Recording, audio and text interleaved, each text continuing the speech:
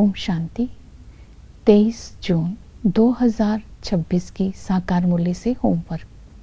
आज की मुरली से फ्लो चार्ट को सामने देखते हुए एक एक पॉइंट का मनन चिंतन करते हुए अपने अंदर चेकिंग करनी है कि मैं आत्मा जो बाबा सच्चा योगी साक्षात्कार मूर्त संपूर्ण बनाने का ज्ञान दे रहे हैं, क्या इस ज्ञान की धारणा से मैं आत्मा कहाँ तक पहुँची हूँ। आज अपने को मार्क्स देंगे कि ये ज्ञान को मानना है, केवल सुनना नहीं है। जैसे कि आज की मुरली से हम लक्ष्य लेते हैं, सुख धाम का मालिक बनने के लिए पावन बनना है। आज हम स्वमान लेते हैं, मैं साक्षात्कार मूर्त हूँ। अंतर मुक्ता की गुफा में विराजमान होकर बुद्धि के तीसरे नेत्र को एक बाप के ऊपर एकाग्र कर एक बाप के संग का अनुभव करते हुए आत्मा को सर्व गुण सर्व शक्तियों से संपन्न बना करके मस्तक से गुणों की शक्तियों का प्रकाश फैलाते हुए अपने स्वरूप के द्वारा मैं बाप का साक्षात्कार करा रही हूँ। तो इस तरह आज साक्षात्कार मूर्त बन करके रहेंगे। आज प्रैक्टिकल में होमवर्क करते हैं, आस्तिक आत्मा की विशेषता क्या होती है। आस्तिक आत्मा कभी भी माया से धोखा नहीं खाती, क्योंकि आस्तिक का माना ही ज्ञानी तो आत्मा। आस्तिक आत्मा सदा ही हर कर्तव्य तीनों कालों को सामने रख करके करती है। ड्रामा का नॉलेज, परिवार का नॉलेज, कर्म का नॉलेज उसकी बुद्धि में रहता है, तो सदा ही माया जीत होती है। आस्तिक आत्मा बंधन मुक्त रहती है, निर्माण चित होती है, निस्वार्थ होती है, बाबा का वारिस है। तो और भी बहुत विशेषताएं हैं। तो आज हम पुरुषार्थ करते हैं कि हमें सुखधाम का मालिक बनना है। तो पहला पुरुषार्थ रहेगा समर्पणता। तो बाबा ने कहा, स्वराज्य लेने के लिए बेहद के यज्ञ में जीते जी मर कर अपना सब कुछ स्वाहा करना है। अर्थात जो सब कुछ है नई दुनिया के लिए ट्रांसफर कर देना है। ट्रांसफर करना अर्थात ईश्वरीय कार्य में अपना तन मन धन समय एनर्जी बुद्धि विशेषताएं सब कुछ सेवा में लगा देना। तो इसको बोलते हैं ट्रांसफर करना।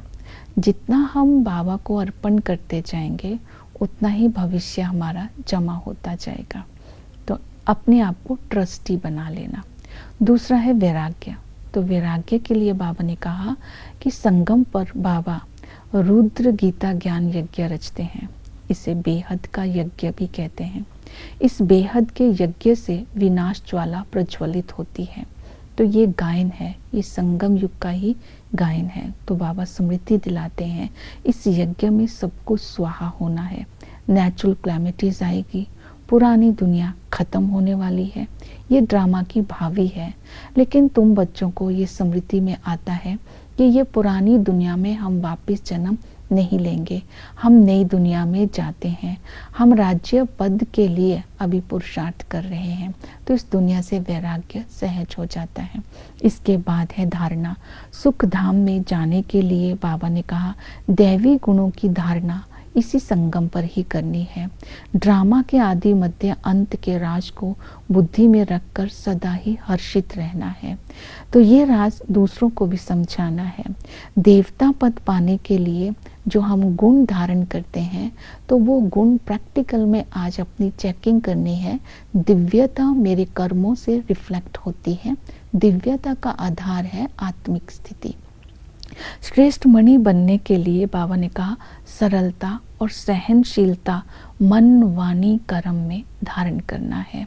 तो इस तरह शक्तियाँ गुण दिव्यता ये सारा कुछ आज अटेंशन में देना है और चिंतन करके लिखना है। इनसे क्या प्राप्ति होगी, कैसे धारण होगा। इसके बाद है याद। बाबा ने कहा एक बाप को याद करो। याद का आधार है पहचान। तो बाबा हमें आत्म अभिमानी बनाने के लिए पहचान देते हैं। आत्मा का स्वधर्म शांति है, स्वरूप शांति है, स्थान शांति धाम है। आत्मा शरीर रूपी रथ धारण करके पाठ बजाती है। आत्मा ने 84 जन्मों का पाठ बजाया है। आत्मा ही सूर्यवंशी चंद्रवंशी अर्थात आत्मा ही वर्णों में आती है। जो परमात्मा है, सत्य है, चैतन्य है, आनंद का सागर है। आत्मा जो है, परमात्मा जो है, सृष्टि के आदि मध्य अंत का ज्ञान देते हैं। उनको अपना शरीर नहीं है, वो ब्रह्मा के द्वारा हमें ज्ञान देते हैं। इसके बाद है याद करने की विधि, ड्रिल। बाबा ने कहा इस समय सभी सच्ची शांति को ढूंढ रहे हैं। उनको ये नहीं पता मन की शांति है होती है या आत्मा की शांति है। तो आज हम ये बार बार ड्रिल करेंगे। मैं आत्मा इस शरीर से डिटैच होकर परम धाम वासी बन जाती हूँ और बाप की याद से सच्ची शांति का अनुभव कर रही हूँ। ये अभ्यास आज बार बार करेंगे। फिर संबंधों से बाप को याद करेंगे। तो पिता के संबंध से हम सुख धाम का मालिक बनने का वर्षा लेते हैं। टीचर हमें ज्ञान सागर बन करके शिक्षा देते हैं। इस खुशी व नशे में रहना है कि भगवान हमें पढ़ाते हैं। हम बहुत सौभाग्यशाली हैं। ये गीता पाठशाला भी है, ये यज्ञ भी है। यहाँ पर सृष्टि के आदि मध्य अंत का ज्ञान दिया जाता है। आदि सनातन धर्म की स्थापना कैसे की जाती है, ड्रामा का ज्ञान दिया जाता है। इस ज्ञान को प्राप्त करके हम आत्माएं आस्तिक बनती है। इसे ही राजयोग कहा जाता है। इस राजयोग की पढ़ाई से हम लक्ष्मी नारायण जैसा बनते हैं। वो सतगुरु आकर के सर्व की सदगति करते हैं, हमें पति से पावन बना करके साथ ले जाते हैं। चक्र को बुद्धि में रखते हुए ध्यान में रखना है। ये हिस्ट्री ज्योग्राफी कैसे रिपीट होती है। आदि में हम राजाई करते थे जब सूर्यवंशी थे, फिर लड़ाई झगड़ा वहाँ नहीं होता, सब सतो प्रधान होते हैं, सुखी सुख होता है। राजाई को ट्रांसफर किया जाता है, लड़ करके राजाई नहीं दी जाती है, चंद्रवंशी को ट्रांसफर हो जाती है। इसी तरह जब हम मध्य में आते हैं तो इस सृष्टि में जो सुख है वो कागविष्ठा समान रह जाता है।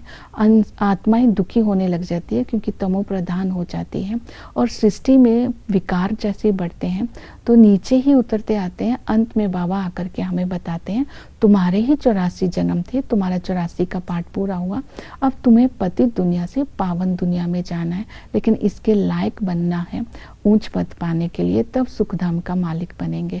तो इसी तरह इसके लिए आज हम सारा दिन सेवा में अपने आप को बिजी रखेंगे। सेवा में शास्त्रों का बताएंगे कि जो भी शास्त्र बने हैं वो संगम युग के बने हैं। जैसे कि होलिका जलाते हैं, होलिका में जो धागा है वो है आत्मा, जो रोटी है वो है शरीर।